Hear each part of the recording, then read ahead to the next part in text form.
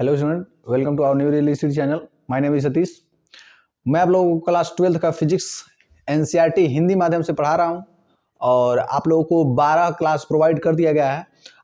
और आप लोग, आई होप आप लोग देख भी लिए होंगे, और नहीं देखे हो तो कृपया जाकर वो वीडियो देख लें। उनमें जो कॉन्सेप्ट बताए गए हैं वो सारे क्लियर कर लें अपना, क्योंकि जो विज्ञान होता है उसे क्रम से जानने में वह बहुत ही अच्छे तरह से आ जाएगा, ताकि आप लोगों को रटना ना पड़े। ठीक ना, यही मैं चाहता हूँ और मेरा यही मेन मोटिव होता है कि मैं आप लोगों को दिमाग रटवाऊं नहीं, डायरेक्ट आप लोगों को विज्ञान जो है सिखा दूं मैं आप लोगों को। ठीक ना, उसको रटना, इतना मोटा बुक है, इतना मोटा बुक है। ठीक ना, फर्स्ट पार्ट और सेकंड पार्ट को मिलाएंगे तो इतना मोटा होगा, और भी एनसीईआरटी समझ में नहीं आता है, वो काफ़ी शार्ट में दिया रहता है। ठीक है, तो उसको समझने के लिए जो हम लोग कॉन्सेप्ट जो सीखना रहता है वो बहुत ज़रूरी होता है। और बुक लेने से कोई पढ़ नहीं लेता है, अच्छे टीचर अगर गाइड करें तभी बच्चे पढ़ पाते हैं। क्योंकि अगर बुक से सब कोई पढ़ पाता तो बुक तो सबके पास होता है, तो क्यों नहीं सबको फिजिक्स आ जाता है? नहीं आता है ना। यानी कि हम लोगों को एक टीचर की ज़रूरत होती है, वो भी अच्छे एक टीचर की जो हमको समझा सके। ये नहीं है कि उसको आ सके, जैसे कि बहुत लोगों के पास नॉलेज रहता है लेकिन सभी लोग सबको समझा नहीं पाते हैं ना। ठीक है ना, हो सकता है कि मुझसे बहुत ज़्यादा, यहाँ यूट्यूब पर तो बहुत लोग टीचर हैं ऐसे ऐसे जिनको हमसे ज़्यादा नॉलेज है, हमसे ज़्यादा जानते हैं लोग फिजिक्स के बारे में, लेकिन वो आप लोगों को कैसे बताते हैं और मैं उनसे कम जानता हूँ और मैं आपको कैसे बताता हूँ, इस पर डिपेंड करता है। वो लोग मुझसे अधिक अच्छा जाने और आपको जो समझाएं वो आपको समझ नहीं आया, अब मैं उन लोग से कम जानूँ और आप लोग को अच्छे से समझा दूँ, तो बेटर कौन है आप लोगों के लिए? ऑब्वियसली मैं हूँ। ठीक ना, तो चलिए अब हम लोग समय को वेस्ट ना किया जाए और ये लेक्चर स्टार्ट करते हैं। अगर आप लोग वो वीडियो नहीं देखे हैं तो कृपया जाकर के वो वीडियो जरूर देखें। ठीक ना, तभी ये वीडियो देखें, तभी समझ आएगा। और अगला वीडियो देखने से पहले पिछला वाला जो क्लास है उसको देख करके उसको रिवीजन करके ही अगला क्लास में प्रवेश करें, अगला वीडियो देखें। ठीक ना, और बहुत ही आसानी से एक चैप्टर को बस तैयार कर लीजिए, उसके बाद सारा चैप्टर तैयार हो जाएगा अपने आप ही। क्योंकि अगर ये चैप्टर नहीं आया आप लोगों को तो कोई चैप्टर नहीं आएगा। ठीक है, इतना मैं आप लोगों को बोल रहा हूँ क्योंकि जिस रास्ते से आप लोग गुजर रहे हैं उस रास्ते से मैं गुजर चुका हूँ, ये मेरा अनुभव है और मैं यही बताना चाहता हूँ आप लोगों को कि मैं बोल रहा हूँ कि आप लोग गलती ना करें। ठीक ना, तो मैं आप लोगों को कुछ होमवर्क दिया था। ठीक ना, पिछले क्लास में हम लोग क्या पढ़े थे? वैद्युत द्विध्रुव।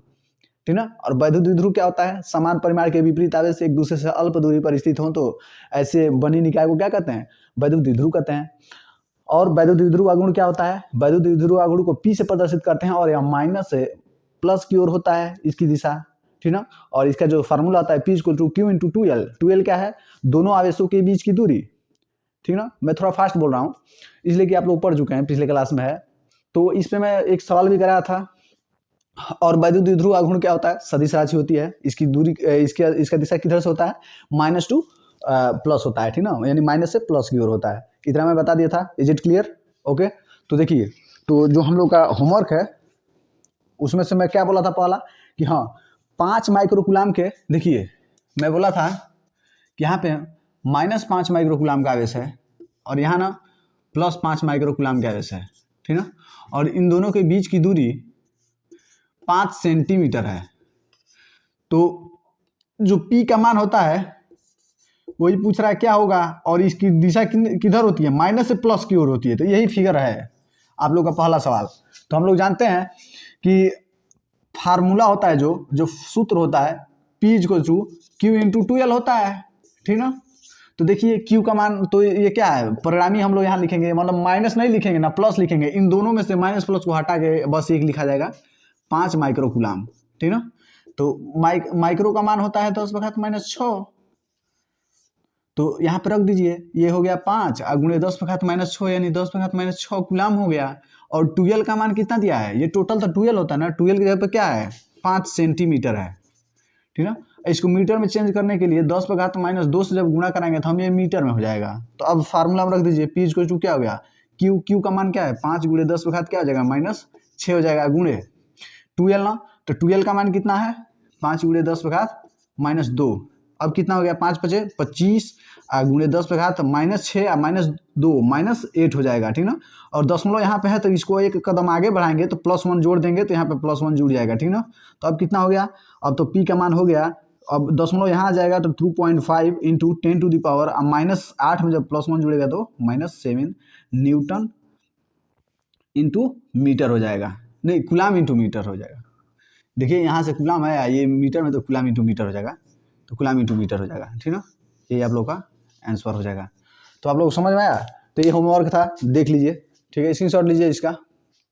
तो जो हम लोग का दूसरा होमवर्क था वो क्या कह रहा है, जो हम लोग का दूसरा होमवर्क था उसमें बोल रहा है कि एक क्या है, कोई एक वैद्युत क्षेत्र, हाँ, किसी वैद्युत क्षेत्र के किसी बिंदु पर, मतलब वैद्युत क्षेत्र में किसी बिंदु पर स्थित आवेश पर, मतलब स्थित आवेश कितना है, तो स्थित आवेश पर Q इक्वल टू क्या दिया है, स्थित आवेश पर 5 गुणे 10⁻⁻⁴ कूलाम आवेश का मान दिया है, पर लगने वाला बल कितना है, जो बल है F है वो कितना लग रहा है, 2.25 न्यूटन लगने वाला बल है। तो इस पे कार्यरत वैद्युत क्षेत्र की तीव्रता यानी कि कैपिटल E का मान निकालना था, ठीक ना। तो अभी मैं आप लोग को फार्मूला बताया हूँ, अभी नहीं पीछे का ही पढ़ चुके हैं हम लोग। E बराबर क्या होता है, E बराबर होता है F/Q, इतना होता है कि नहीं। तो बस इसमें मान रख दीजिए। तो E का मान है, देखिए Q का मान क्या है, पहले तो F का मान रखा जाएगा 2.25 अपान, न्यूटन में तो न्यूटन में रहेगा, कूलाम में है तो और बढ़िया है, तो कूलाम में रहना चाहिए, अपान 5 × 10⁻⁻⁴। ये -4 है नीचे है, तो ऊपर जाएगा तो क्या हो जाएगा, प्लस हो जाएगा। इसका मतलब 2.25 × 10⁻⁴ अपान 5 है, तो 5 से ऊपर से मल्टीप्लाई कर दीजिए, तो क्या हो जाएगा, जब उसको भाग देंगे तो 0 भाग देंगे तो इतना आएगा, 5 दूनी 5 चौको 20 और 5 5 25 गुणे 10⁻⁻⁴, ये 4 है, ठीक ना। दशमलव यहाँ ना, तो इसको उठा के एक कदम पीछे किया जाता है, हमेशा एक अंक के आगे पीछे किया जाता है। तो इसको जब एक कदम पीछे करेंगे तो -1 यहाँ पे भी होगा और यहाँ पे भी होगा -1, ठीक है। तो अब क्या हो जाएगा, E का मान क्या हो जाएगा, ये हो जाएगा 4.5 × 10⁻⁻⁴ -1 -5। E का मान है ना न्यूटन प्रति कूलाम, इसका मात्रक होता, तो यही आंसर हो गया। तो आप लोगों को समझ में आया, नोट कीजिए इसको। तो चलिए अब जो तीसरा था सवाल उसको देखते हैं क्या है। तो जो तीसरा है वो कह रहा है कि HCl ना, तो यहाँ पे H पर Cl है, यहाँ पे मान लेता हूँ यहाँ पे Cl है, तो Cl इधर माइनस वाला ले लेता हूँ, ठीक ना, और इधर H है, ठीक ना, H पर प्लस होता है, HCl है, ठीक ना। और इन दोनों के बीच की दूरी क्या है, 0.50 एंगस्ट्राम है, ठीक ना, इतना है। मतलब कि यहाँ पे तो -1 है और यहाँ पे +1 है, HCl नहीं है, एक इलेक्ट्रॉन और प्रोटॉन था ना, तो एक इलेक्ट्रॉन यहाँ पे कर लीजिए और यहाँ पे प्रोटॉन कर लीजिए, सॉरी मैं ध्यान नहीं दिया हूँ। तो देखिए, तो मैं बोला था ना एक इलेक्ट्रॉन और एक प्रोटॉन के बीच की दूरी कितना है, 0.50 एंगस्ट्राम है, ठीक ना, 50 एंगस्ट्राम है। तो बोल रहा है कि इसके बीच जो वैद्युत द्विध्रुव आघूर्ण होगा, तो ये माइनस है ना, ये माइनस है और ये प्लस की ओर लगेगा, तो इसका द्विध्रुव का मान क्या होगा, यही तो पूछ रहा है सवाल में। तो वो क्या होगा, तो देखिए ये 12 का मान दिया है ना, 12 बराबर कितना दिया है, 12 बराबर तीसरा है, ठीक ना, इसको सॉल्व किए जा रहा है, ठीक ना। देखिए तो उसका मान है 0.50 एंगस्ट्राम ना, तो जो एंगस्ट्राम का मान होता है, जो एंगस्ट्राम का, वो 10⁻⁻10 होता है, 10⁻⁻10 मीटर होता है। इतना आप लोग याद कर लीजिएगा, मैं ये लिखवा रहा हूँ जो ना, इसको ना अलग से नोट करके उसको याद कर लीजिए, ठीक है। तो इसका क्या हो जाएगा 0.50 × 10⁻⁻10 मीटर, ठीक ना। तो इसको क्या बोला हूँ, दशमलव को हमेशा एक अंक के पीछे लिखा जाता है, इसको एक कदम माइनस करेंगे तो यहाँ पे भी तो माइनस होगा, माइनस कर रहे हैं तो इसका क्या हो जाएगा 5 × 0 × 10⁻ क्या हो जाएगा -11 मीटर, इतना हो गया। और Q का मान क्या हो जाएगा यहाँ पे, तो एक इलेक्ट्रॉन पर आवेश की मात्रा क्या होती है, चाहे एक प्रोटॉन पर आवेश की मात्रा, यहाँ पे प्लस माइनस तो लेना नहीं है, क्योंकि यहाँ पे परिणामी लिया जाता है, परिणामी में ना ही प्लस लिया जाता है ना ही माइनस में लिया जाता है, ठीक ना। तो हमेशा प्लस में ही लिया जाता है, कहने का मतलब ये है, प्लस माइनस किसी का नहीं चलता है। तो यहाँ पे क्या होगा, तो होता है 1.6 × 10⁻⁻19 कूलाम। एक इलेक्ट्रॉन का आवेश कहिए चाहे एक प्रोटॉन का आवेश कहिए, वो भी मापांक में होगा, इतना मान होगा, ठीक है। मापांक मतलब होता है उसका मैग्नीट्यूड, परिमाण, तो ये हो जाएगा। देखिए तो हम लोग फार्मूला क्या जानते हैं, P = Q × 2L। अब मान सब दिया है, अब रख दीजिए, सब बनाया हुआ है। तो यहाँ पे क्या हो जाएगा, मान रखिए, Q का मान है 1.6 × 10⁻⁻19 और 2L का मान क्या है, देख लीजिए 5 × 10⁻, पॉइंट के बाद दशमलव लगा 0 बना है, तो उसका कोई मतलब नहीं है, लिख भी सकते हैं, नहीं भी लिख सकते हैं, 11। तो यहाँ देखिए 5 छके 30 के 0 हाथ में आया 3, 5 छके 5 3 8, दशमलव है बीच में तो दशमलव बीच में कर लीजिए, अब बस गुणे -19 -11 कितना हो जाएगा?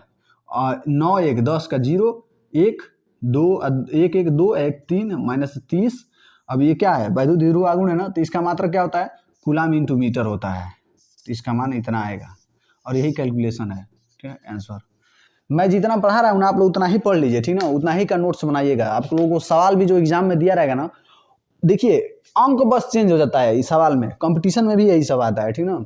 तो आप लोगों को ना क्या किया जाएगा, वहाँ पे बस अंक चेंज किया जाएगा। मैं बस सवाल जो लगाता हूँ ना, उसको लगाने का तरीका बस सीखिए। जब तरीका सीख जाएंगे तो ये एनसीईआरटी वाला सवाल हो या कोई अन्य बुक वाला कोई सवाल हो, एनसीईआरटी को छोड़ करके सबका एक ही मकसद होता है, आपको सूत्र पता है कि नहीं, कैलकुलेशन आता है कि नहीं, सवाल बस यही चेक करता है।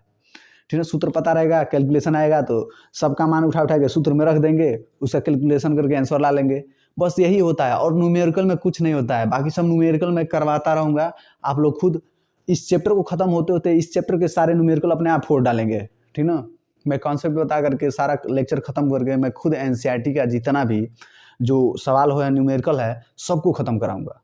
आप लोग टेंशन मत लीजिए, ठीक ना। तो इतना स्क्रीनशॉट लीजिए।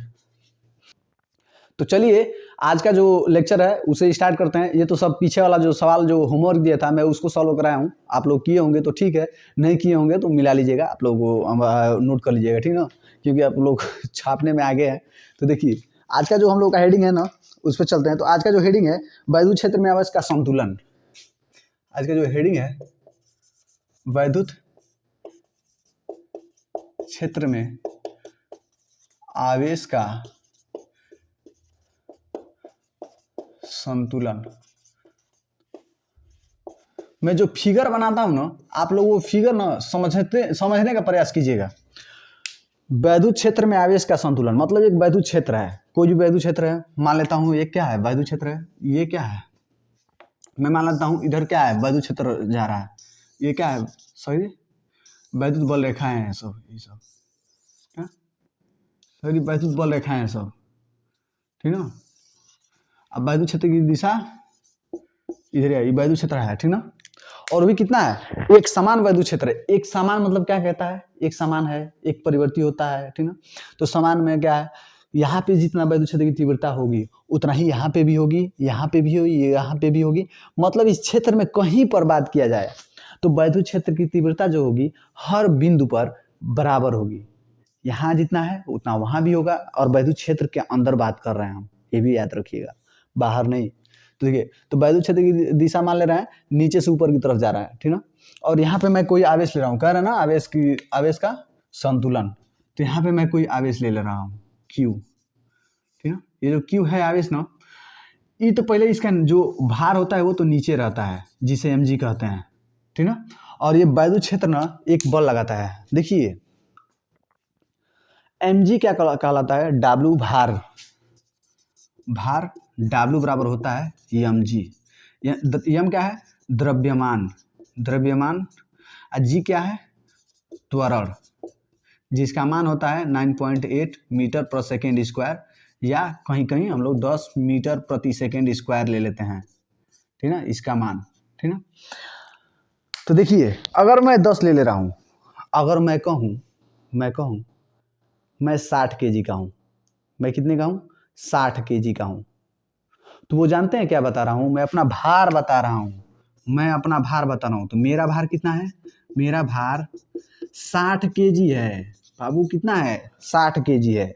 तो 60 kg है तो मेरा द्रव्यमान 60 kg नहीं है बाबू, द्रव्यमान मेरा कितना है तो देख लीजिए कितना है, इसमें से द्रव्यमान 6 kg है। अगर मैं g का मान ले रहा हूँ तो g का मान कितना है, 10 है, g का मान 10 है। देखिए द्रव्यमान का मान 6 होगा, गुणे g का मान 10 रहेगा, तभी तो 10 छके 60 kg होगा।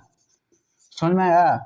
मतलब आप लोग जो वजन बताते हैं अपना, बताते हैं वो ना भार होता है, वो द्रव्यमान नहीं होता है। भार और द्रव्यमान में बहुत बड़ा डिफरेंस है। देख लीजिए क्या डिफरेंस है। जो द्रव्यमान है ना उसमें g का मान नहीं मिला रहता है, लेकिन जो भार है ना उसमें g का मान मिला रहता है, देख लीजिए। मैं 60 kg का हूँ ना, मतलब मेरा द्रव्यमान कितना है, ये 6 kg है, ये है, ठीक है। शर्म लग रहा है ना कहने में। तो 6 kg कितना कम लग रहा है, लेकिन इसमें जो जी का मान अगर ऐड कर दिया तो कितना हो जाएगा, 60 की जगह। समझ गए आप लोग। तो यही हर एक चीज़ का यही होता है फार्मूला। और जो W बराबर mg होता है, मतलब इसका वजन किधर लगेगा, नीचे लगेगा। और नीचे लगेगा तो किसका मान है, उसका भार नीचे की तरफ रहेगा। मैं भी तो खड़ा हूँ, तो मेरा भार कहाँ लग रहा है, ऊपर नहीं लग रहा है, मेरा भार तो नीचे लग रहा है कि नहीं। तो नीचे ही लगेगा मेरा भार नीचे ही लगेगा। उसका जो भार होगा मेरा तो ऊपर नहीं जा सकता है, नीचे मेरा भार लग रहा है, तो इसका भी भार क्या होगा, नीचे की तरफ ही लगेगा। लेकिन वैद्युत बल रेखा जब नीचे से ऊपर जा रही है तो बल किधर लगेगा, इस आवेश पे लगा के धक्का यही देगा। मान लीजिए यहाँ से वैद्युत बल रेखा एक निकल रहा है, इसको क्या करेगा, इसको जाकर के ठेलेगा तो इधर बल लगाएगा, तो बल किधर लगेगा, या उधर लगेगा ऊपर की तरफ, ठीक ना। बल ऊपर की तरफ लगेगा, बल ये वैद्युत बल रेखा ऊपर की तरफ उसको धक्का देगा। ये वैद्युत बल रेखाएं सभी क्या करेंगे, उसको जाकर के ऐसे टांगेंगी, सब ऐसे धक्का देंगी सब। और उसका वजन जो है वो नीचे की तरफ हमेशा लगेगा, क्योंकि पृथ्वी हमेशा किसी भी वस्तु को अपने तरफ खींचती है, ठीक ना। मारकर फेंकूंगा तो क्यों नीचे आ रहा है, इसका कारण क्या है, पृथ्वी अपने तरफ खींच रही है।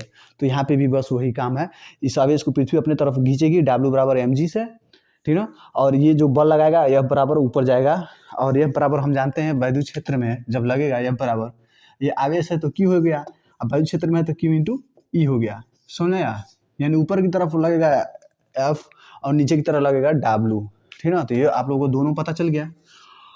और संतुलन कह रहा है ना, संतुलन मतलब न नीचे गिरे न ऊपर जाए, ठीक ना। तो जब जितना इसका भार नीचे लगेगा, अगर उतना ही भार ये ऊपर लगाए तो ये बीच में अटक नहीं जाएगा, और उसको अटकाना ही है बीच में, उसको क्या करना, अटकाना है। तो देखिए, अगर पृथ्वी किसी वस्तु को अपने तरफ खींच रही है, मान लेता हूँ 10 kg से खींच रही है अपने तरफ, 10 kg से, ठीक ना। तो मैं उस पर ना 10 kg का खींच रही है और 10 kg का ऊपर में बल लगाने लगूँ तो वो वस्तु वहीं पे टंगा रह जाएगा, ठीक ना। इसका मतलब वो कहीं जाएगा नहीं, ना ऊपर जाएगा ना नीचे जाएगा, क्योंकि दोनों बराबर लगा। ये जितना ही नीचे खींच रहा है उतना ही तेज मैं ऊपर खींच रहा हूँ, तो कहीं नहीं जाएगा, उतना ही पर रुका रहेगा। तो यही काम किया जाएगा, दोनों को क्या किया जाए, बराबर कर दिया जाएगा। ये ऊपर वाला और नीचे वाला जब बराबर हो जाएगा तो ये आवेश यहीं पर अटक जाएगा, यहीं पर रुका ही रह जाएगा, और इसको यहीं पर रोकना है हम लोग को। तो रोकने के लिए क्या करना पड़ेगा, रोकने के लिए यह बराबर W करना पड़ेगा, ठीक ना।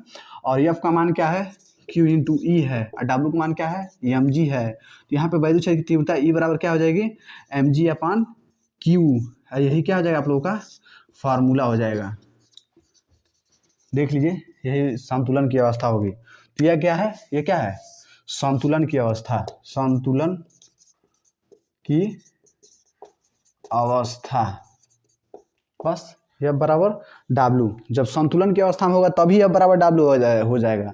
और जब उसको ऊपर लगेगा खींचने तब F बड़ा हो जाएगा, W छोटा जाएगा। जब नीचे गिरने लगेगा तब इसका मतलब हाई ज़्यादा हो जाएगा, हाउ कम हो जाएगा, तभी ना हाई खींच लेगा। जो बरियर का रहेगा वो खींच ले जाएगा। देख लीजिए, यहाँ पे खूंटा गाड़ दीजिए, देखिए, और इसको कह दीजिए तेल ऊपर खींच, इसको कह दीजिए नीचे खींच, तो ये यहाँ पे Q है, तो जो ज़्यादा ताकतवर होगा उधर खींच ले जाएगा, ऊपर वाला ज़्यादा मजबूत पड़ेगा तो ऊपर खींच ले जाएगा, नीचे वाला पड़ेगा तो नीचे वाला खींच ले जाएगा। अरे दोनों का जंगरा बराबर है, ताकत बराबर है, तो ना ही ऊपर खींच पाएगा हुआ, ना ही नीचे खींच पाएगा, क्या दोनों को बराबर है सब, तो ये यहीं पर रुका रह जाएगा। तो यही काम यहाँ पे किए हम लोग, दोनों को बराबर कर दिए, ले तो उधर खींच चाहे इधर खींच, अब कहीं नहीं जाएगा, दोनों बराबर हैं। तो इतना समझ में आ गया, यही फिगर है, आप लोग समझ ही गए होंगे। तो चलिए यहाँ पे लिखना है, कुछ लिख लिया जाए। तो लिखिए, माना स्मॉल Q आवेश एक समान वैद्युत क्षेत्र E में उपस्थित है,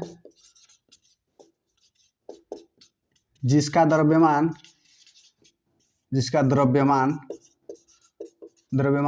स्मॉल m तथा त्वरण g है। बस इतना ही करना है। तो इतना आप लोग समझ गए हैं। तो देखिए क्या कहा गया है, माना एक Q आवेश है, जो एक समान वैद्युत क्षेत्र E में रखा गया है, जिसका जो द्रव्यमान है वो स्मॉल m है, और g तो g है, ये है, बस बात खत्म। यही किया गया, इसी फिगर के बारे में ये लिखा जाता है, ये क्या है, ये डिस्क्रिप्शन है बस, समझ लीजिए इसके बारे में डिस्क्रिप्शन में लिख दिया जाएगा और इसी डिस्क्रिप्शन पे आपको नंबर मिलेगा और ये आप लोगों का फिगर है, ठीक ना। तो इसको ऐसे ही नोट कीजिए, आप लोग समझ में आ गया होगा। तो चलिए अभी जो हम लोग कॉन्सेप्ट किए हैं, जो डेरिवेशन किए हैं, इस पर हम लोग एक सवाल कर लेते हैं ताकि हम लोग का जो कॉन्सेप्ट अभी हम लोग पढ़े हैं वो क्लियर हो जाए, ठीक ना। क्योंकि हम लोग सवाल और एक फार्मूला पढ़ते हैं तो उस पर सवाल जरूर लगाते हैं, क्योंकि सवाल फार्मूला पढ़ लेंगे तो हम लोग को अच्छे से पता चल जाएगा। थ्योरी तो पता चल गया, ऊपर से न्यूमेरिकल भी पता चल गया कैसे बन सकता है, ठीक ना। और इससे हार्ड नहीं आता है, ठीक ना। आप लोग देख लीजिएगा, हर एक चीज़ आप लोग नोटबुक में जरूर मिलेगा, जो भी एग्जाम में पूछा जाता है। देखिए तो कह रहा है एक आवेशित कण का द्रव्यमान 2 ग्राम है, जिस पर आवेश 5 माइक्रोकूलम गुरुत्वाकर्षण 10 मीटर पर सेकेंड स्क्वायर ले करके क्या किया जाता है, संतुलित करने के लिए वायु क्षेत्र की तीव्रता का मान ज्ञात कीजिए।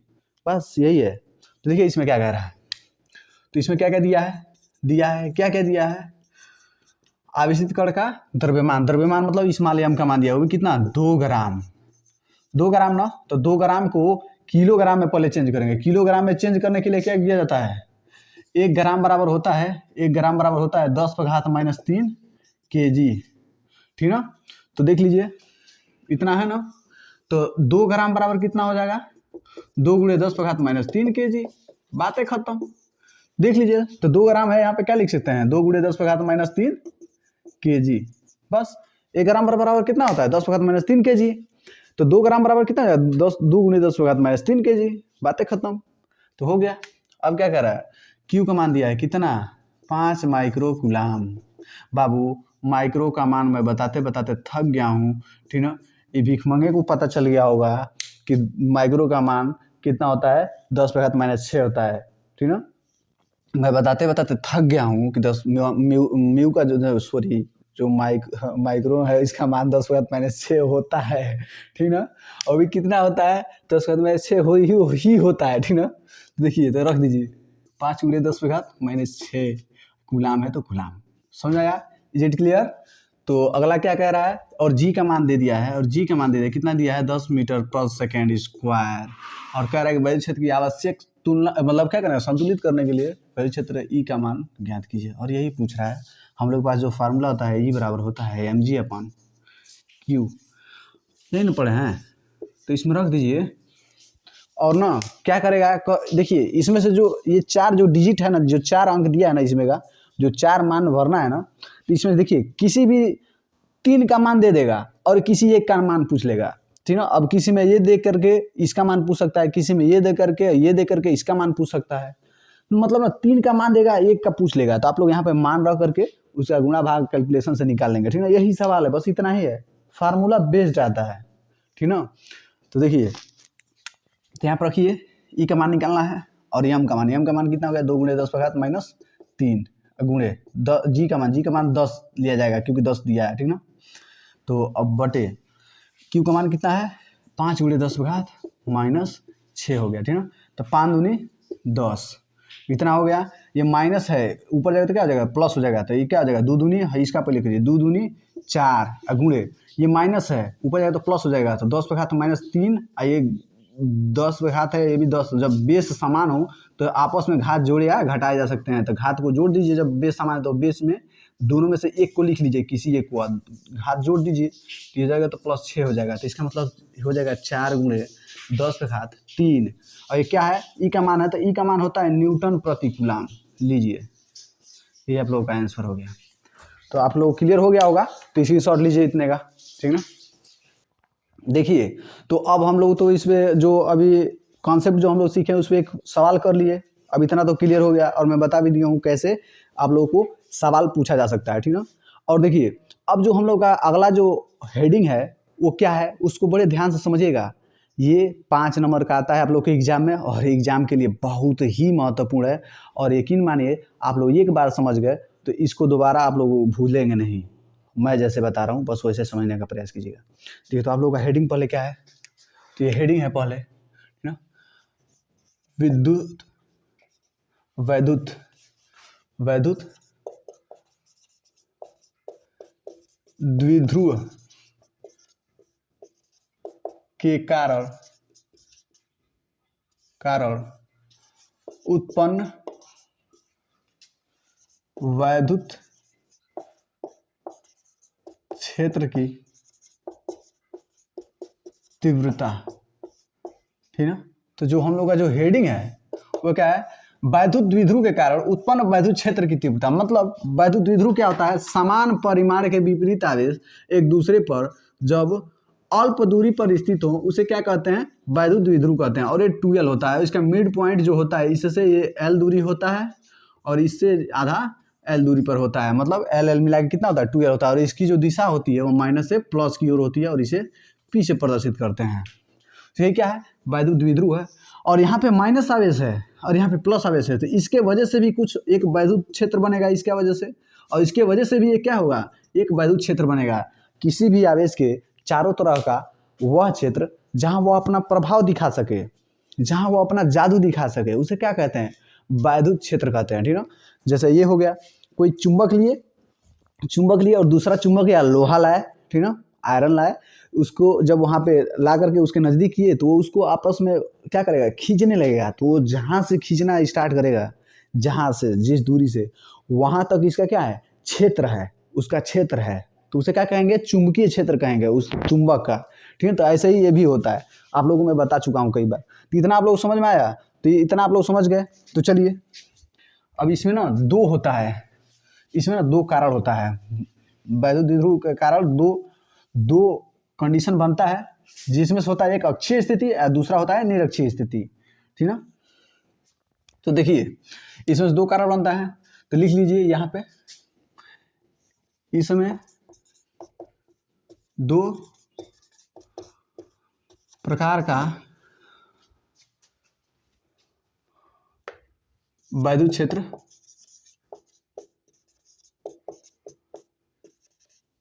की तीव्रता उत्पन्न होती है, ठीक है। पहला क्या है, अक्षीय स्थिति या अनुदैर्ध्य स्थिति, अरे अनुदैर्ध्य लिख नहीं पा रहा हूँ मैं, ठीक है, अच्छे से कर लेना, ठीक है। अनुदैर्ध्य, ठीक है, स्थिति, ठीक है। तो पहले क्या है, अक्षीय स्थिति या अनुदैर्ध्य स्थिति। तो इसमें देखिए क्या होता है, अगर मैं इसको अच्छे से और फिगर बनाऊं तो अक्षीय स्थिति में देखिए क्या होता है। और मैं क्या कर लूं, कोई एक द्विध्रुव ले लूं, मान लेता हूं एक वैद्युत द्विध्रुव है, ठीक है। यहाँ पे क्या है, माइनस क्यू आवेश है, और यहाँ पे क्या है, यहाँ पे मान लेता हूँ प्लस क्यू आवेश है, ठीक ना। और इनके बीच की दूरी क्या है, यहाँ से यहाँ तक आधा क्या है, ये मिड पॉइंट है, ठीक ना। माइनस से प्लस की ओर दूरी होती है, और आधा यल है और आधा भी यल है, ठीक है। तभी तो मिलकर 2l होगा, ठीक ना। आधा यल है, ठीक, और ये क्यू आवेश है, ठीक। तो इतना समझ में आया। देखिए तो अक्षीय स्थिति क्या होता है, अक्षीय मतलब क्या होता है, अक्षीय मतलब होता है,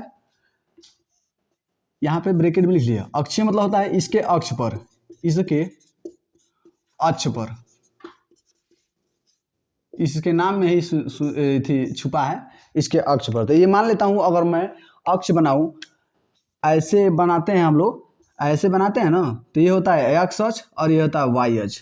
तो ये इसको मैं यहाँ पे रखूँ तो ऐसे होगा ना, तो ऐसे बना है फिगर, माइनस क्यू है यहाँ पर प्लस क्यू, मतलब इसी के अक्ष पर अगर कहीं दूरी आर दूरी पर कोई हम लोग क्या कर ले, कोई पॉइंट ले लें और यहाँ पे वैद्युत क्षेत्र की तीव्रता ज्ञात करनी है। ये हो गया अक्षीय स्थिति, ठीक है। अनिरक्षीय स्थिति इस पे हो जाएगा, ये अक्ष एक्स अक्ष पे है तो हम लोग वाई अक्ष पे कोई पॉइंट ले लें, ठीक है। तो ये यहाँ पे वैद्युत क्षेत्र की तीव्रता ज्ञात कर लेते हो गया निरक्षीय स्थिति।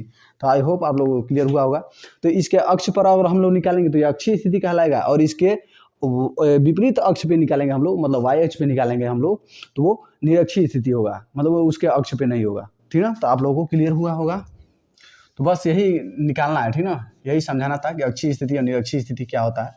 तो इसके अक्ष पर हम लोग निकालेंगे तो अक्षीय स्थिति हो जाएगा, और इसके अक्ष पर जो नहीं निकालेंगे वो निरक्षीय स्थिति हो जाएगा। तो दो ही कंडीशन होता है, एक अक्षीय स्थिति एक निरक्षीय स्थिति होता है। तो देख लीजिए अक्षीय स्थिति बस दो ही है, इसमें से एक एग्जाम में आता है, कभी आप लोग यूपीएससी से विद्या उठा के देख लीजिएगा, ठीक ना। आप लोग भाई बहन पढ़े होंगे आप लोग घर के, तो पूछ लीजिएगा कभी कि अक्षीय स्थिति और निरक्षीय स्थिति का क्या रोल होता है, ठीक ना। तो देखिए बहुत ही आराम से समझने की कोशिश कीजिएगा, मैं बहुत प्यार से समझाने वाला हूँ, बहुत ही मजा आ जाएगा आप लोगों को। देखिए कैसे, तो मैं मान लेता हूँ इसके अक्ष पर कोई पॉइंट P स्थित है और यही क्या करना है हम लोग को, वायु क्षेत्र की तीव्रता ज्ञात करनी है, ठीक है ना। तो यही यही लिखना है हम लोग को।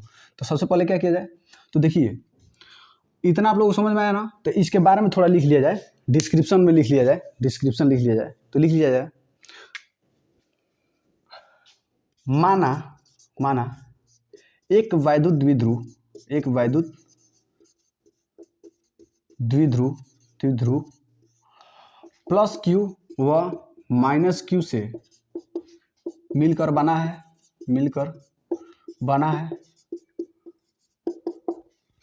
देख लीजिए ये द्विध्रुव है और माइनस Q और प्लस Q से मिलकर के क्या है, बना है, प्लस Q और माइनस Q से मिलकर बना है, जिसकी लंबाई क्या है, 2L है। तो टोटल लंबाई कितनी हो गई, L और L 2L है, जिसकी लंबाई, इसी फिगर के बारे में हम लोग को बस लिखना है, जिसकी लंबाई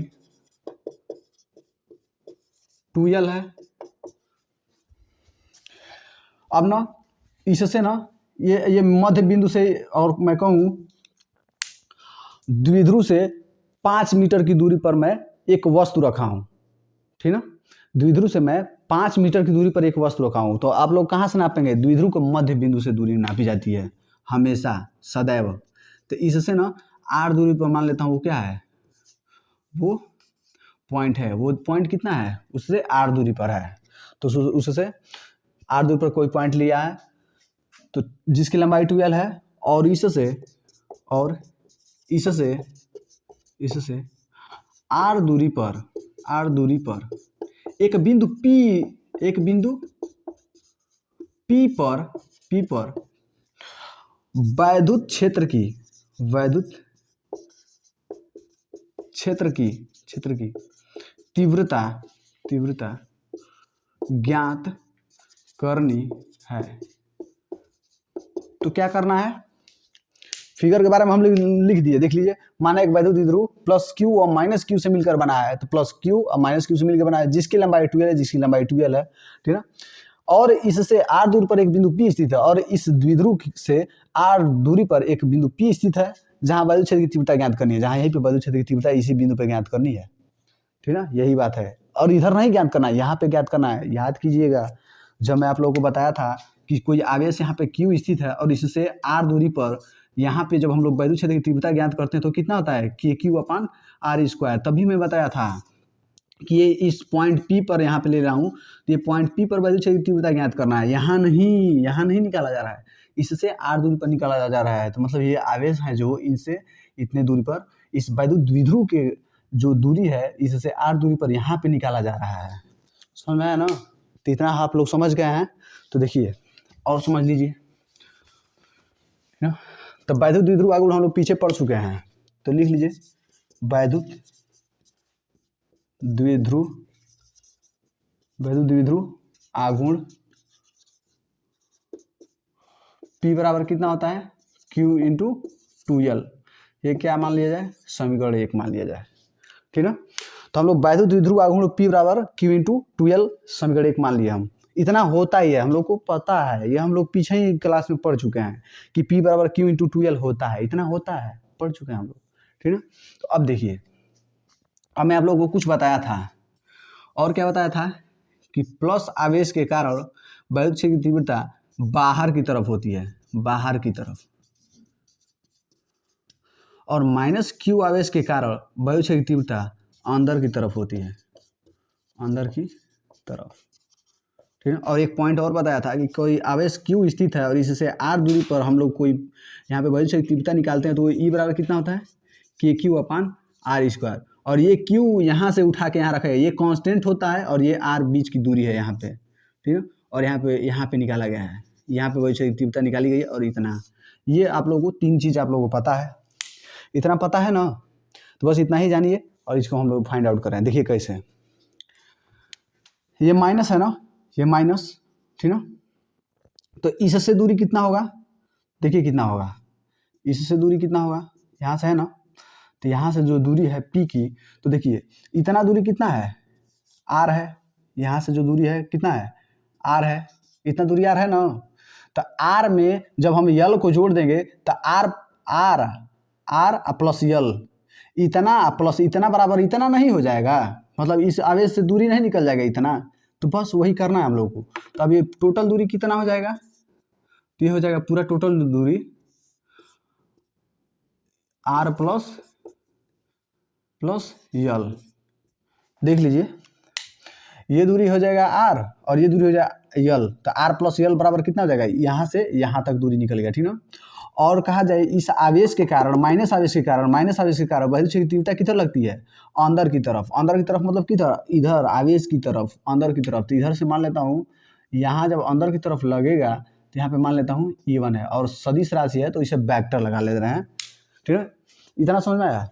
अब देखिए और इस आवेश, ये आवेश तो यहाँ स्थित है ना, तो इससे हम लोग जो दूरी निकालेंगे वो कैसे निकालेंगे, तो मान लेते हैं ये पूरा आर है ना, ये तो पूरा आर है, ठीक ना।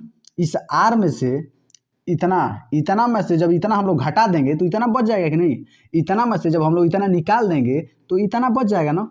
तो बस वही किया जाए, आर में से यल को निकाल दिया जाए तो इतना बच जाएगा, बस तो वही करना है। देख लीजिए आर में से जब हम लोग यल को घटा देंगे तो ये इतना दूरी हो जाएगा कि नहीं, देख लीजिए बस यही करना है। पूरा आर है, इतना आर में से इतना यल को निकाल दिया जाए तो इतना बच जाएगा कि नहीं, पूरा आर है यल को, पूरा आर में से यल को निकाल दिया जाए तो इतना बच जाएगा कि नहीं, बस ठीक ना। और ये प्लस है, प्लस आवेश है, तो इस प्लस आवेश के कारण वैद्युत क्षेत्र की तीव्रता, प्लस आवेश के कारण वैद्युत क्षेत्र की तीव्रता बाहर की तरफ लगती है, तो ये प्लस आवेश है और ये वैद्युत क्षेत्र की तीव्रता यहाँ पे निकालना है तो ये बाहर की तरफ लगेगा और इसका मान जो होता है E2 हो जाएगा, ये E1 है तो ये वेक्टर हो जाएगा। ये देखिए यहाँ पे इन दोनों के बीच देखिए विपरीत दिशा का मतलब संबंध बन रहा है। E1 इधर लग रहा है माइनस आवेश के कारण और E2 बाहर की तरफ लग रहा है प्लस आवेश के कारण। तो यही काम किया जाएगा। हम लोग क्या किए हैं, इन दोनों के बीच की दूरी निकाल लिए हैं, यहाँ से यहाँ तक दूरी कितना होगा, तो इतना आर था और इतना यल था, तो आर प्लस यल पूरा हो जाएगा, इतना प्लस इतना बराबर इतना, पहला बात। दूसरा इतना में से इतना घटा देंगे तो इतना बच नहीं जाएगा, बस वही किया हूँ, प्लस के कारण बाहर की तरफ लगेगा वैद्युत क्षेत्र की तीव्रता। समझ में आया। आराम आराम से पढ़िए, कोई जल्दीबाजी नहीं है, ठीक है। बार बार नहीं पढ़ा जाता है कोई चीज़, और आप लोग अच्छे से पढ़ लेंगे तो एक ही बार में क्लियर हो जाएगा, और अच्छे से नहीं पढ़ेंगे तो 50 बार 100 बार 1000 बार पढ़िए, नहीं आएगा। देखिए तो अब हम लोग लिखते हैं माइनस क्यू आवेश के कारण, माइनस क्यू आवेश के कारण वैद्युत क्षेत्र की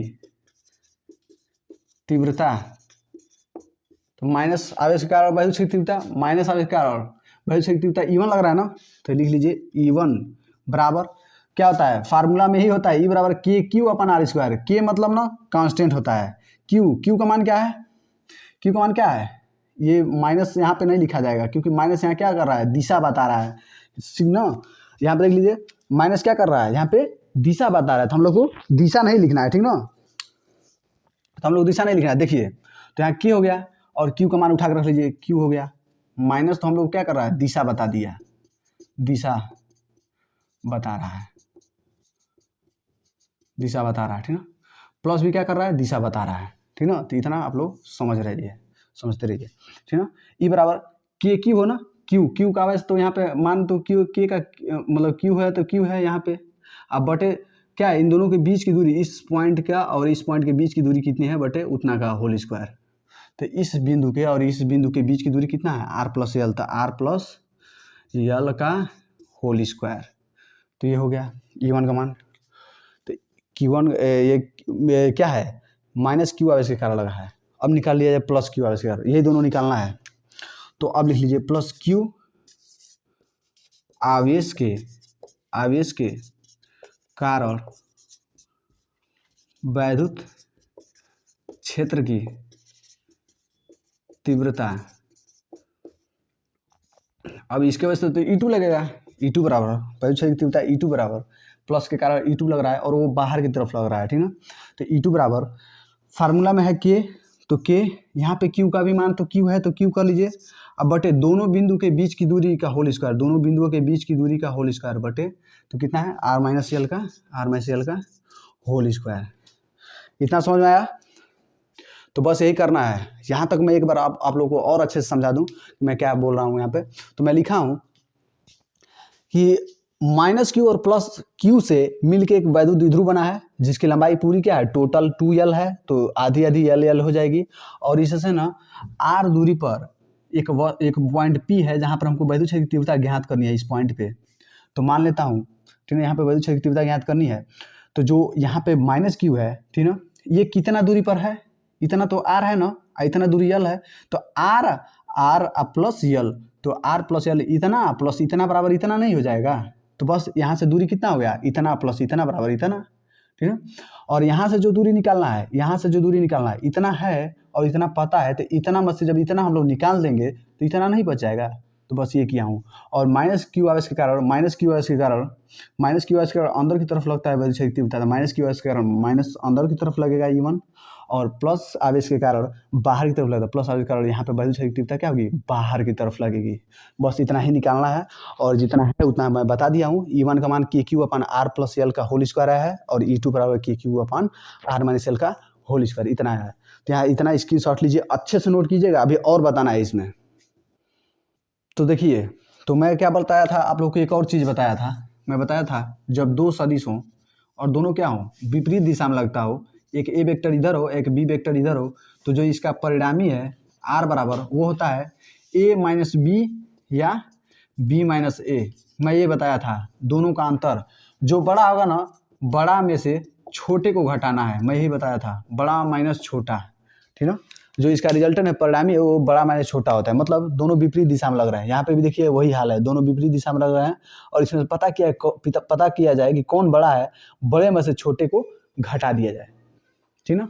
अब एक बात बताइए, माइनस वाला है ना, जो माइनस वाला ये बहुत ज़्यादा इस बिंदु से दूर है, और ये प्लस वाला ना इस बिंदु से बहुत ज़्यादा क्या है, करीब है। तो ये बताइए जो ज़्यादा दूर है वो अधिक प्रभाव डालेगा कि जो पास है वो अधिक प्रभाव डालेगा? मतलब यहाँ पे मान लिया मैं सूर्य है और यहाँ आप खड़े हैं, यहाँ पे मैं खड़ा हूँ, आप यहाँ पे खड़े हैं, मैं यहाँ पे खड़ा हूँ, यहाँ पे सूर्य है। तो ये बताइए सूर्य की जो तीव्रता है, अधिक धूप लगने की जो तीव्रता है, वो सबसे ज़्यादा धूप किसको लगेगा, पहले ये बताइए। इसको लगेगा ना। तो मान लीजिए यहाँ पे सूर्य है, यहाँ पे भी सूर्य है, ये समझ लीजिए, और मैं यहाँ पे खड़ा हूँ, तो मुझे इसका तीव्रता ज़्यादा लगेगा कि इसका लगेगा? तो मैं यहाँ पे जब खड़ा हूँ तो इसका ना धूप मुझे ज़्यादा लगेगा, इसका तीव्रता मुझे ज़्यादा लगेगा, और ये बहुत दूर है तो इसीलिए इसका कम लगेगा। मतलब ये बड़ा होगा और ये छोटा होगा, मतलब यहाँ पे दूरी क्या है, कम है। तो जब दूरी कम है तो तीव्रता अधिक लगेगी।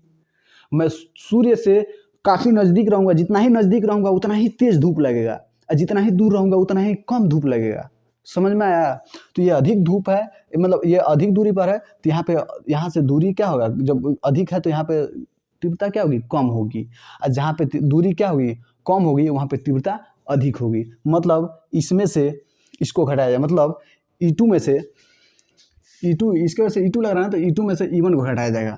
तो अब देख लीजिए, अब लिख लीजिए, परिणामी तीव्रता E बराबर, बड़ा कौन है, E2 है, ठीक है, माइनस E1। ऐसे लिखना पड़ेगा क्योंकि जो जितना ही दूर रहेगा उस पे तीव्रता कम काम करेगा, जो जितना ही पास रहेगा उस पे तीव्रता अधिक काम करेगा, ठीक ना।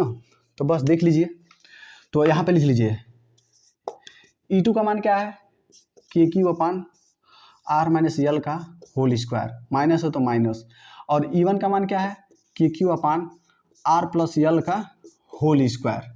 इतना समझ में आया? अब देखिए इसमें से कॉमन क्या है, तो इसमें कॉमन है KQ कॉमन है, ठीक ना। तो कॉमन क्या हो जाएगा, 1/R माइनस L का होल स्क्वायर, माइनस इसमें से KQ ले लिया गया है, इसमें से भी KQ ले लिया है, तो ऊपर 1 बचा है, ठीक ना, KQ हो गया अपन 1 माइनस R माइनस L का होल स्क्वायर, माइनस है तो माइनस, इधर से KQ ले लिया गया है तो कुछ नहीं बचा, तो 1 बचा, अपटे R प्लस L का होल स्क्वायर, ठीक है। अब इन दोनों का एलसीएम लेना है, इन लोगों को कैलकुलेशन करना है, सॉल्व करना है। तो यहाँ पे मैं क्या कर रहा हूँ, KQ यहाँ पे है ही KQ, ठीक ना, और ब्रैकेट में इन दोनों का एलसीएम क्या होगा, तो इन दोनों का एलसीएम दोनों का मल्टीप्लाई होगा, R माइनस L का होल स्क्वायर और एक ब्रैकेट में R प्लस L का होल स्क्वायर, ठीक है। अब देखिए यहाँ क्या होगा, ये जो है ना ये क्रॉस मल्टीप्लिकेशन हो जाएगा, इधर का इधर जाएगा और इधर का इधर जाएगा, और नीचे जो होते हैं उन दोनों का आपस में गुणा कर लिया जाता है। तो नीचे दोनों जो हैं वो आपस में गुणा कर लिया गया है। यहाँ पे ये नियम बहुत काम आएगा। नीचे जो दोनों हैं उनको आपस में गुणा कर लिया गया है, ठीक ना। और जो इधर का है उसको इधर भेज दिया जाए, जो इधर का है उसको इधर भेज दिया जाए। तो जो इधर का है उसको इधर भेज दिया जाएगा तो क्या हो जाएगा, आर प्लस एल का होल स्क्वायर और माइनस आर माइनस है इधर वाले को उधर भेजा जा रहा है, एक की जगह पे माइनस है। देखिए आर प्लस एल का होल स्क्वायर इधर आ जाएगा 1, तो आर प्लस एल का होल स्क्वायर 1 में गुणा हुआ तो आर प्लस एल का होल स्क्वायर ही रह जाएगा। बीच में माइनस है तो माइनस कर लिया, और ये आर माइनस एल का होल स्क्वायर जब 1 में गुणा करेगा तो आर माइनस एल का होल स्क्वायर इतना ही रह जाएगा, ठीक ना। अब सिर्फ कुछ नहीं, अब सिर्फ कैलकुलेशन है। देखिए अब आप लोग निकाल लेंगे। देखिए के क्यू है तो के क्यू कर लीजिए, ठीक ना। तो के क्यू है तो के क्यू कर लीजिए। देखिए तो अब क्या होगा, तो यहाँ पे के क्यू हो गया, और ये क्या हो गया, आप लोग एक सूत्र जानते होंगे, ए प्लस बी का होल स्क्वायर, ए प्लस बी का होल स्क्वायर। यहाँ पे देखिए ये ए प्लस बी का होल स्क्वायर है माइनस ए माइनस बी का होल स्क्वायर, यहाँ पे ए माइनस बी का होल स्क्वायर है। तो ए प्लस बी का और ए माइनस बी का होल स्क्वायर क्या होता है, तो ए प्लस बी का होल स्क्वायर होता है ए square plus B square plus 2ab, और जब माइनस लेंगे तो A square plus B square minus 2ab ये होता है। तो बता दिया मैं फार्मूला, तो अब उसको यहाँ पे अप्लाई किया जाए तो देखिए क्या होगा। तो यहाँ पर जब होगा तो ऊपर क्या है, ऊपर तो है आर ना, तो आर ए का होल स्क्वायर मतलब आर का स्क्वायर प्लस एल का स्क्वायर प्लस 2rl, ठीक ना। अब माइनस है तो माइनस, अब ब्रैकेट में कर लीजिए उधर, उधर क्या होगा आर स्क्वायर, अब फिर क्या होगा प्लस एल स्क्वायर, क्योंकि जो माइनस वाला होता है उसमें भी यहाँ पे प्लस होता है, बस यहाँ पे माइनस होगा, ये याद रखना है। तो R square plus L square और फिर माइनस माइनस क्या आ जाएगा 2rl, ठीक ना। इसको छोटे वाले ब्रैकेट में कर लीजिए क्योंकि बड़ा ब्रैकेट हम लोग बाहर लगाए हैं। और ये जो है ना, ये इसका जब आप लोग होल स्क्वायर करके जब गुणा करेंगे ना तो इसका क्या मान आएगा, R square minus L square का होल स्क्वायर इतना आएगा, ठीक ना, इतना आएगा। R square minus L square का होल स्क्वायर इतना आएगा, ठीक ना। अब देखिए ई बराबर के क्यू, अब ना अंदर क्या बचेगा R square plus L square plus 2rl, अब ये माइनस जाएगा सब में गुणा करेगा, तो ये गुणा करेगा तो क्या होगा, यहाँ पे प्लस है कुछ नहीं तो क्या प्लस है, ये plus into minus minus R का whole square plus into minus minus L का whole square minus into minus plus 2rl, ठीक ना। अब बटे कितना है R square minus L square का होल स्क्वायर। अब एल स्क्वायर से एल स्क्वायर, आर स्क्वायर से आर स्क्वायर खत्म। अब ई बराबर क्या हो गया के क्यू, अब इधर क्या है 2rl और 2rl 4rl upon R square minus L square का होल स्क्वायर, ठीक ना। अब क्या हो जाएगा ई बराबर के क्यू, इसको क्या लिख सकते हैं 2 इंटू 2rl लिख सकते हैं ना, ठीक ना। तो अब देखिए अभी हम लोग एक फार्मूला पढ़े हैं क्या, P इक्वल्स टू होता है Q इंटू 2l, ठीक ना, Q into 2l P equals to होता है, ठीक ना। तो अब देखिए यहाँ पे क्या किया जाए, Q है यहाँ पे Q है तो Q को Q हो गया एक, ठीक ना। तो इसको मैं देखिए कैसे लिख रहा हूँ, इसको मैं अच्छे से लिख रहा हूँ। देखिए K है तो K को रहने दीजिए, Q को यहाँ करिए, 4 है ना तो 4 को 2 इंटू 2 कर लीजिए, 2 दूना क्या हो जाएगा 4 हो जाएगा। Q है तो Q कर लीजिए, ठीक है 2Q, ठीक ना, G के जैसे बना रहा हूँ मैं, Q कर लीजिएगा, ठीक ना। तो Q, ठीक ना। अब वैसे क्या है यहाँ पे L है तो L कर लीजिए, 2QL हो गया। अब क्या बचा यहाँ पे R बचा है तो R कर लीजिए, बटे क्या है बटे है R square minus L square का होल स्क्वायर। अब देखिए 2QL इसे P इक्वल टू क्या लिख सकते हैं 2QL, तो 2QL के जगह पर क्या लिख सकते हैं हम लोग P लिख सकते हैं। तो यहाँ पे क्या लिखा जा सकता है, तो मैं लिख रहा हूँ ई बराबर क्या हो जाएगा, ई बराबर हो जाएगा 2K, ठीक ना। यहाँ पे क्या हो जाएगा P हो जाएगा P और R है तो R, अब बटे क्या हो जाएगा R square minus L square का होल स्क्वायर। तो यही आप लोगों का होता है, ठीक है ना, वैद्युत द्विध्रुव आघूर्ण का यही फार्मूला होता है। अभी इसको ना और सिंप्लीफाई किया जाएगा, सिंप्लीफाई मतलब उसको और छोटा किया जाएगा, और कैसे छोटा किया जाएगा इतना आप लोग समझे होंगे तो इसका स्क्रीनशॉट लीजिए। अभी अगर देखिए नहीं समझ आ रहा है ना तो इसका वीडियो एक बार और देख लीजिए, क्योंकि ये एग्जाम में आने वाला प्रश्न है, ये डेरिवेशन एग्जाम में आने वाला है और लंबा वीडियो जाएगा, तो इसको पहले इतना नोट कीजिए फिर देखते हैं आगे। तो देखिए अब यहाँ पे आइए, अब देखिए अगर मैं कहूँ ना इतना आया ना इज के 2p r अपन r square minus L square का होल स्क्वायर, इतना आया ना। तो देखिए इसको क्या लिख सकते हैं, अगर r इज ग्रेटर देन यल हो, मतलब r का मान मैं ले लूँ 0 नहीं, इसका मान मैं 1 ले लूँ, ठीक है, और यल का मान r का मान 1 ले लूँ, और यल का मान क्या ले लूँ 0.02 ले लूँ, ठीक है। देखिएगा समझा रहा हूँ मैं कुछ। और r स्क्वायर r जब r इज लेस देन यल हो, मतलब r से यल बहुत छोटा हो, तो r स्क्वायर से यल बहुत छोटा हो जाएगा। पूछिए कैसे, देखिए इसका एग्जाम्पल ले लीजिए, यल से 0.02 कितना छोटा है, बहुत छोटा है। अब इसका जब होल स्क्वायर करेंगे, आर का होल स्क्वायर कर दीजिए तो ये कितना आ जाएगा, 1 का स्क्वायर 1 हो जाएगा। लेकिन जब यल का होल स्क्वायर करेंगे आप लोग तो क्या हो जाएगा, 2 दूनी 4 हो जाएगा, और 2 अंक पे है तो 2 दूनी 4 यानी इतना हो जाएगा, ठीक ना, इतना हो जाएगा। देखिएगा यल स्क्वायर का मान कितना छोटा हो गया जब स्क्वायर किए हम लोग। तो यल स्क्वायर का मान आर का मान अगर 1 लिया जाए तो इसका होल स्क्वायर तो 1 रह जाएगा, लेकिन यल अगर छोटा है एक से क्या है, आर से क्या है, बहुत छोटा है यहाँ पे। और जब बहुत छोटा का और स्क्वायर करेंगे तो वो और छोटा हो जाएगा, ठीक है। तो यही किया गया है, जब आर का मान जब बड़ा है यल से, बहुत बड़ा है यल से, तो आर का होल स्क्वायर एल स्क्वायर से बहुत छोटा हो जाएगा, नहीं यल स्क्वायर का मान आर स्क्वायर से बहुत छोटा हो जाएगा, उससे मापा नहीं जा सकता है, मतलब ये बहुत छोटा आ जाएगा।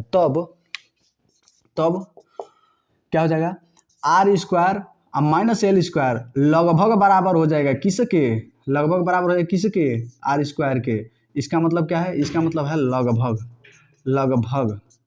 ठीक है, लगभग किसके बराबर हो जाएगा, आर स्क्वायर। पूछिए कैसे, ये मान लेते हैं आर स्क्वायर बहुत बड़ा है, आर स्क्वायर क्या है, बहुत बड़ा है, और एल स्क्वायर क्या है, बहुत छोटा सा है। अब एग्जाम्पल दे रहा हूँ आपको, समुद्र बहुत बड़ा है ना, उसमें से 1 लोटा पानी निकालेंगे तो क्या समुद्र का पानी कम हो जाएगा, नहीं कम होगा, नहीं कम होगा। पूछे कैसे, ये समुंदर है और एक ये लोटा है, ठीक है, इस समुंदर में से 2 लोटा मान लीजिए पानी निकाल दिए, तो 2 लोटा से पानी इसका घट जाएगा, नहीं घटेगा। बस वही बात है, जब समुद्र में से 1 लोटा पानी निकालने से उसका पानी नहीं घटता है, तो ये इतना छोटा है कि इसके मान में से घटाने पर इसका मान में कोई परिवर्तन लगभग नहीं होगा, वो बराबर ही लगभग आएगा। तो अब देखिए, तो अब क्या होगा, अब जो है, अब जहाँ L square R square minus L square है जहाँ पे, वहाँ पे हम लोग क्या लिख सकते हैं, आर स्क्वायर के बराबर लिख सकते हैं, R square minus L square के बराबर जहाँ है वहाँ पे आर स्क्वायर लिख सकते हैं, क्योंकि समुद्र में से 1 लोटा पानी निकालने पर समुद्र का पानी कम नहीं होता है, ठीक है ना। तो अब लिख लीजिए, ई बराबर अब क्या हो जाएगा, के 2pr अपान, जहाँ पे R square minus L square है वहाँ पे लिख सकते हैं आर स्क्वायर का। अब इतने पे तो आर स्क्वायर लिख दिए, और बाहर होल स्क्वायर है तो उसका होल स्क्वायर। तो अब क्या हो गया, के 2pr अपान, ये 2 दूनी 4, आर पे पावर क्या आ जाएगा 4 हो जाएगा, और ये 3 बार में कट जाएगा, मतलब ई का मान अब क्या आ गया, के 2p अपान आर क्यू, और ये होता है फार्मूला, वो भी किस में, अक्षीय स्थिति में, ठीक ना। अब देखिए, अब निर्वात के लिए बात किया जाए, निर्वात में कितना होगा, निर्वात मतलब जहाँ हवा पानी कुछ ना हो, तो वहाँ पे होता है के का मान होता है 1/4 pi epsilon not into 2p upon R Q, ठीक ना, इतना हो जाएगा, ठीक ना।